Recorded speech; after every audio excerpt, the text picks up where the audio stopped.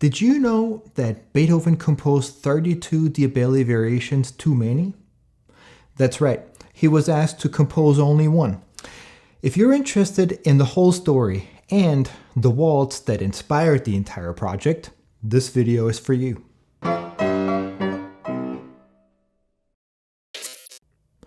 I'm Mario Aschauer, and this is video number 1 in this series on the 83 Diabelli variations. Yes, you heard right, 83. It was in 1818 that Anton Diabelli had just opened his music publishing company in Vienna.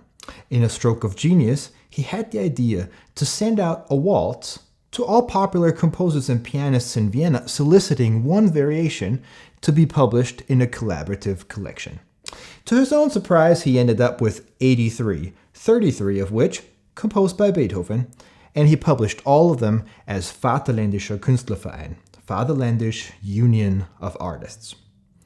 Bernreiter in Kassel recently issued my brand new edition of all 83 Diabelli variations, including, of course, Beethoven's 33, but also the other 50 individual variations by composers including Schubert, Czerny, Hummel, and even Liszt. It's the first ever modern edition of all 83, a super cool addition to the piano repertoire and really great music that I'd like to introduce you with this mini-series of videos. In part 1 today, we'll take a closer look at Diabelli, his waltz, and the story behind the Vaterländische Union of Artists. Video 2 will be about Beethoven's 33 variations, opus 120. And video 3 about the variations by the 50 Viennese composers and virtuosos, so please make sure to like and subscribe so you won't miss the upcoming episodes. But now, let's get on to the show. It all begins with, exactly, Anton Diabelli. Diabelli was born in the small town of Matzeh, about 15 miles north of Mozart's hometown Salzburg, in 1781. Like so many of his contemporaries, little Tony received musical training as a boy soprano, in his case by no lesser a maestro than Michael Haydn, Joseph Haydn's younger brother, who was at the time organist at the Salzburg Cathedral.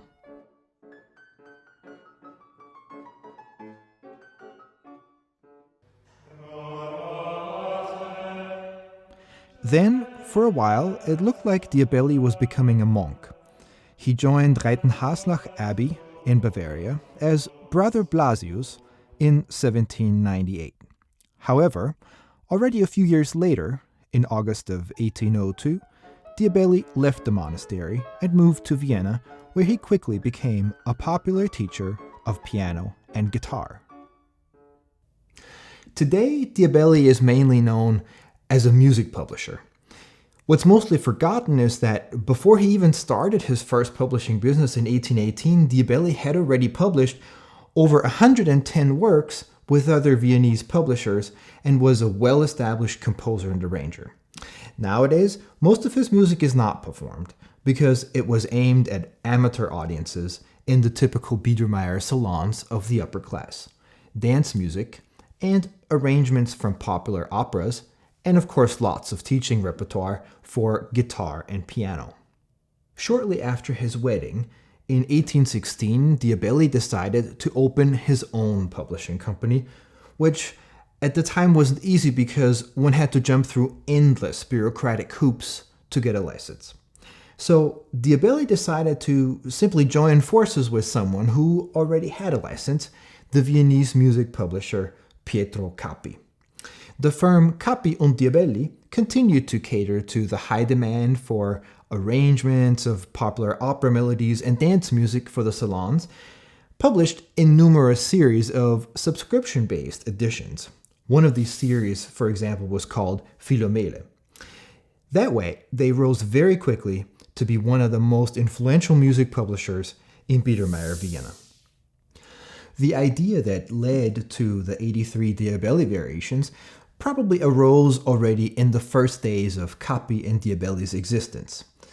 Diabelli sent out a 32-measure waltz that he had composed to the most reputable composers and piano virtuosos of the Austrian Empire, inviting them to submit a variation for a collaborative publication that he would then advertise as, and I quote, alphabetic anthology of all, in part already long celebrated, in part very promising names of our so brilliantly shining era in music history. From a business perspective, that's a genius idea.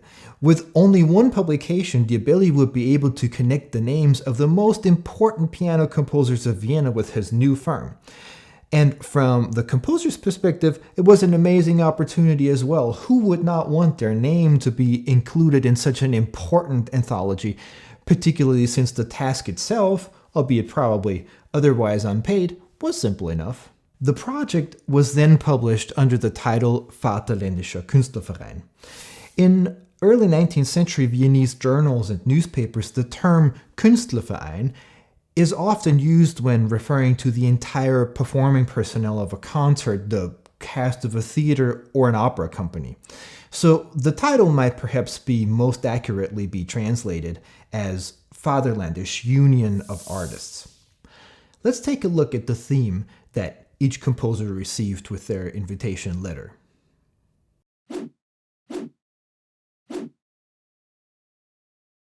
Cappi and Diabelli opened their doors only 3 years after the Congress of Vienna, where nobility from all over Europe had gathered in Vienna to figure out a long-term peace plan after the defeat of Napoleon. They did a pretty good job because the settlement they reached formed the basic framework for European international politics until the outbreak of World War I, exactly a century later. Most of the Congress's diplomatic negotiations were, however, not conducted at the official meetings, but in informal settings connected with music, salons, banquets, and balls. This led one attendee, Charles-Joseph de Ligne, to characterize the Congress with the famous quote, "The Congress dances a lot, but it doesn't move forward."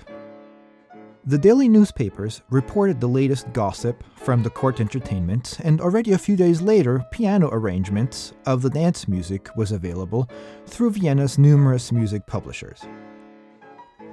The Viennese just loved to dance, particularly the waltz. Reports by foreign visitors in Vienna draw a picture of a waltz fever that had befallen the city. However, more conservative commentators thought the waltz was frivolous and a completely inappropriate dance form, much like twerking today. After all, the gentleman got to place his right hand on the shoulder blade of the lady, and they would turn together in close embrace. Unacceptable. In fact, several treatises even claimed that the waltz could cause sudden death from exhaustion. But despite all criticism, the waltz became the Austrian national dance until this very day.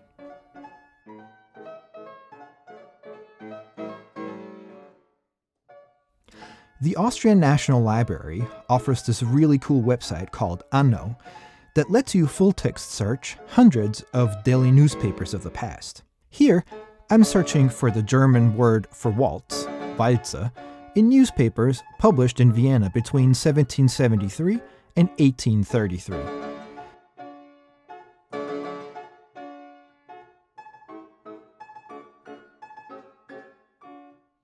You can see the amazing surge of occurrences to 1536 between 1821 and 33 as compared to only 249 hits in the decade before. That's an increase of 600%. By the way, these hits are mainly advertisements by Viennese music publishers, which tells us that there must have been a crazy demand for waltzes in the 1820s. Also, Diabelli contributed very actively to the genre. For example, he arranged popular themes from operas performed in Vienna, including, of course, Rossini, into waltzes. He also composed new waltzes himself, such as the one you're listening to in the background, composed for the ball season of 1821. So again, Diabelli proves his smarts as a businessman by sending out a waltz, the hottest tunes of the time, and not, let's say, a boring andante.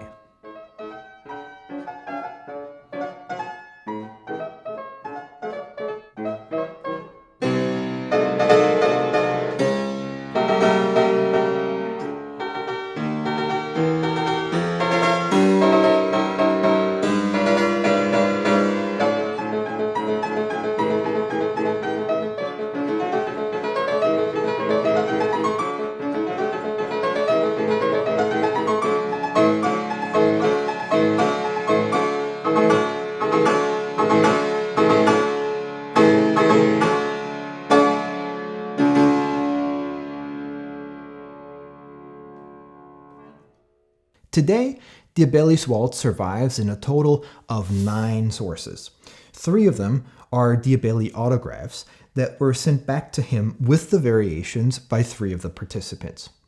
Then there are 2 copies in Beethoven's hand, another one by an anonymous copyist, and finally one by Emanuel Alois Förster, also one of the contributors, who had copied the waltz along with his variation for himself to keep. And then there are the 2 separate printed versions, published of course by Diabelli. None of the composers, Beethoven included, made any compositional changes to the waltz, so I decided to look at the waltz for my edition as a work by Diabelli, not by Beethoven. As main source serve the 3 Diabelli autographs and the 2 prints, since they are closest to Diabelli. And this perspective, which, as far as I can see, has never been taken before, allows for some interesting observations, 2 of which I want to share with you today. Number 1, the tempo. Typically, you'll hear pianists play the waltz pretty fast. For sure, faster than what's considered standard waltz tempo in dance competitions today, which is 60 measures per minute.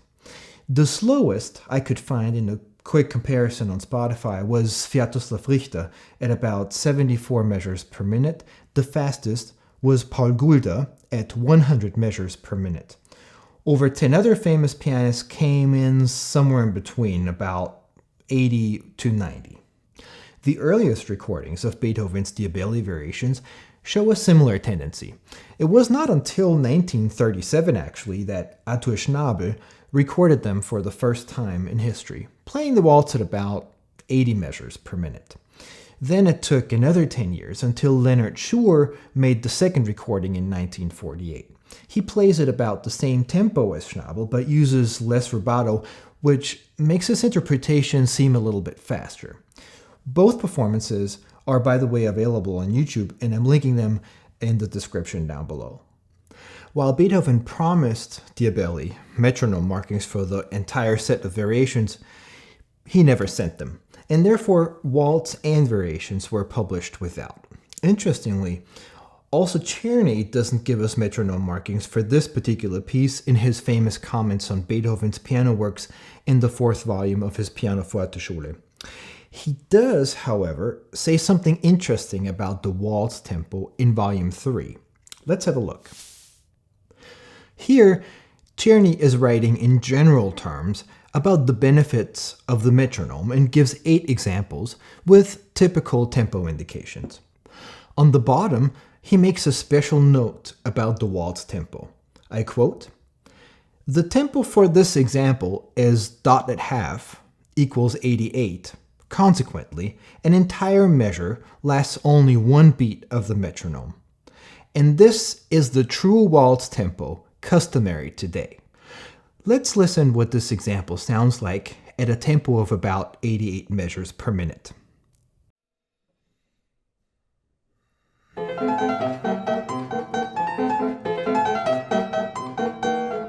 That's pretty fast, don't you agree?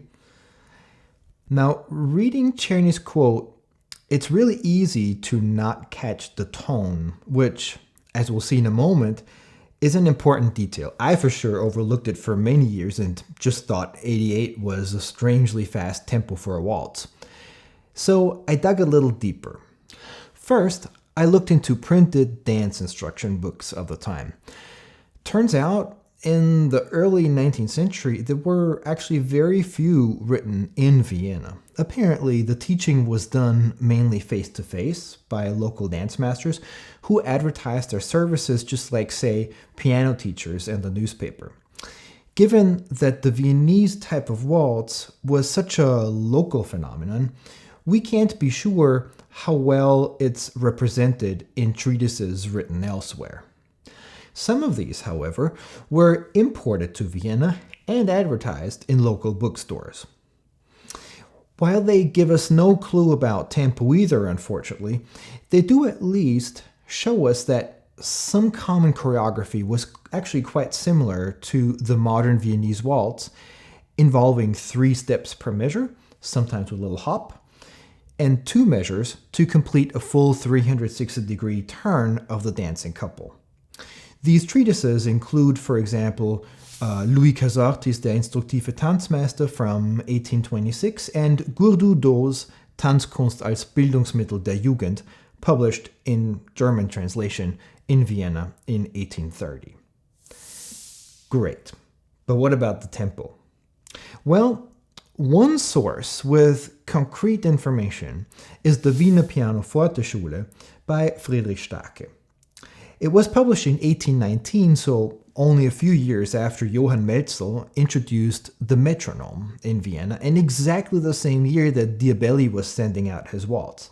In fact, Starke even includes a piece by Diabelli, and Beethoven composed a couple of bagatelles for this book.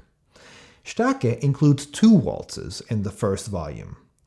Number 1 is this Wiener Walzer, with the tempo indication etwas langsam, a little slow, and the metronome marking quarter 152, which translates to 50 for the entire measure. Let's listen what that sounds like.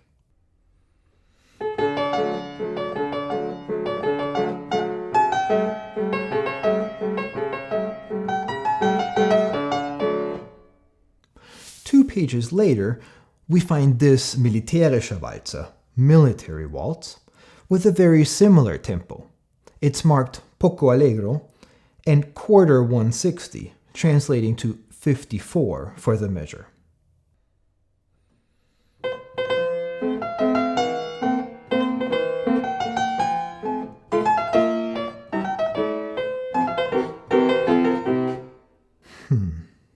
That's really strange.